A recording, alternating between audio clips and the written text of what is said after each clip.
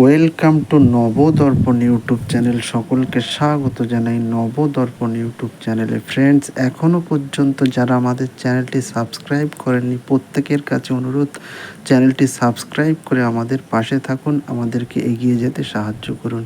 Friends, আজকে আলোচনা করব হিরো আলমের জীবনে। চলুন ভিডিওটা শুরু করি। আশরাফুল আলম সাঈদ, যিনি হিরো আলম নামে অধিক পরিচিত, একজন বাংলাদেশি সঙ্গীত, ভিডিও, মডেল, অভিনেতা, গায়ক, রাজনীতিবিদ ও সামাজিক যোগাযোগ মাধ্যমের আলোচিত ব্যক্তি। তিনি একজন স্বাধীন শিল্পী হিসাবে কাজ করেন ও সামাজিক প্ল্যাটফর্মগুলিতে ভিডিও প্রকাশ করে থাকেন। তিনি তার বেসুরো গলায় গানের জন্য সর্বাধিক আলোচিত ও সমালোচিত। এই কারণে তিনি বিভিন্ন ইন্টারনেট মিমের উপাদানেও পরিণত হয়েছেন। তার নিজস্ব ইউটিউব চ্যানেলে 16 লক্ষেরও বেশি সাবস্ক্রাইবার রয়েছে। তিনি 2018 সালের একাদশ সংসদ নির্বাচনে বগুড়া 4 আসনের প্রার্থী হয়ে নতুন করে আলোচনায় আসেন। পরবর্তীতে তিনি বিভিন্ন সংসদ উপনির্বাচনেও প্রার্থী হয়েছেন। 2022 সালে 10ই ডিসেম্বর বিএনপির সংসদ সদস্যরা পদত্যাগ করলে বগুড়া 6 সদর, বগুড়া 4 আসনে 2023 সালে 1 ফেব্রুয়ারি অনুষ্ঠিত উপনির্বাচনে হিরো আলম স্বতন্ত্র প্রার্থী হিসেবে 2টি আসনেরই মনোনয়নপত্র সংগ্রহ করে প্রতিদ্বন্দ্বিতা করেন। উপনির্বাচনে তিনি উভয় আসনে পরাজিত হলেও বগুড়া 4 আসনে বিজয়ী প্রার্থীর সাথে তার ভোটের ব্যবধান ছিল মাত্র 834। একই বছরের 17 জুলাই তিনি ঢাকা 17 আসনের উপনির্বাচনে অংশগ্রহণ করে পরাজিত হন। তবে ভোট চলাকালীন পুলিশের সামনে থেকে আওয়ামী লীগদের কর্মীদের মারধরের শিকার হওয়ার পাশাপাশি ভোটে অনিয়মের অভিযোগ তুলে ফলাফল প্রত্যাখ্যান করেন তিনি। তার উপর হামলার ঘটনায় জাতিসংঘ উদ্বেগ প্রকাশ করে।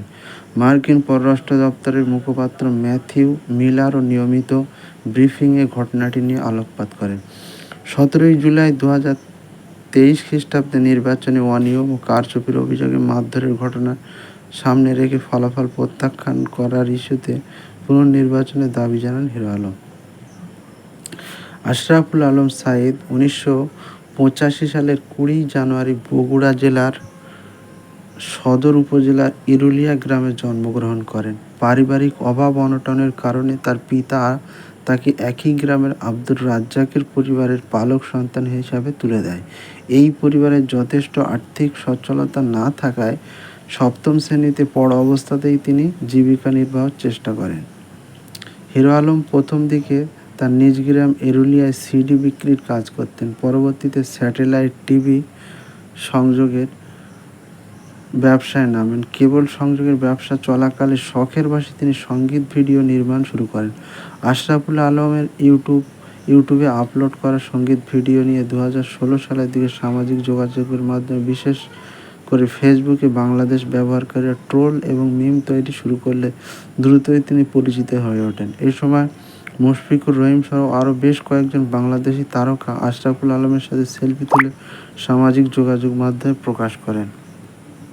এরপর বিবিসি হিন্দি, জি নিউজ, এনডিটিভি, ডেইলি ভাস্কর, মেট সহ ভারতের প্রথম সারির সংবাদ মাধ্যমগুলো তাকে নিয়ে প্রতিবেদন প্রকাশ করে। ফলে তিনি ভারতীয় ইন্টারনেট ব্যবহারকারীদের মাঝে আলোচিত হন। ইয়াহু ইন্ডিয়ার এক জরিপ অনুসারে সেই সময় তিনি ভারতীয় নেতা সালমান খানের চেয়ে আলমকে বেশিবার গুগলে অনুসন্ধান করা হয়েছে।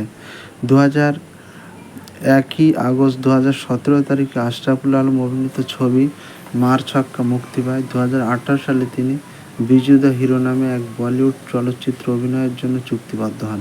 এছাড়া বাংলাদেশে বেশ কিছু বিজ্ঞাপন চিত্র ও স্বল্পদৈর্ঘ্য চলচ্চিত্রে অভিনয় করেন। 2018 সালে জাতীয় সংসদ নির্বাচনে অংশ নিয়ে আবার আলোচনায় আসে।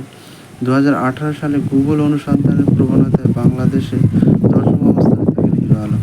হিরো আলমের জীবনী অবলম্বনে মহেশ রুপরা তাকে খোদেশ্বর কর্তৃক নির্মিত পরিচালিত হিরো আলম শিরোনামের একটি হাস্যরসাত্মক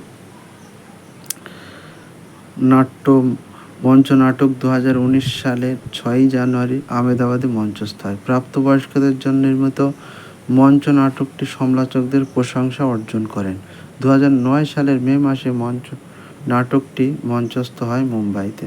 16 অক্টোবর 2020 সালে মুক্তি পায় হিরো আলমের দ্বিতীয় সিনেমা সাহসী হিরো আলম। সকলে ভালো থাকবেন, সুস্থ থাকবেন, আমাদের চ্যানেলটি সাবস্ক্রাইব করে আমাদের পাশে থাকবেন। Thank you for watching.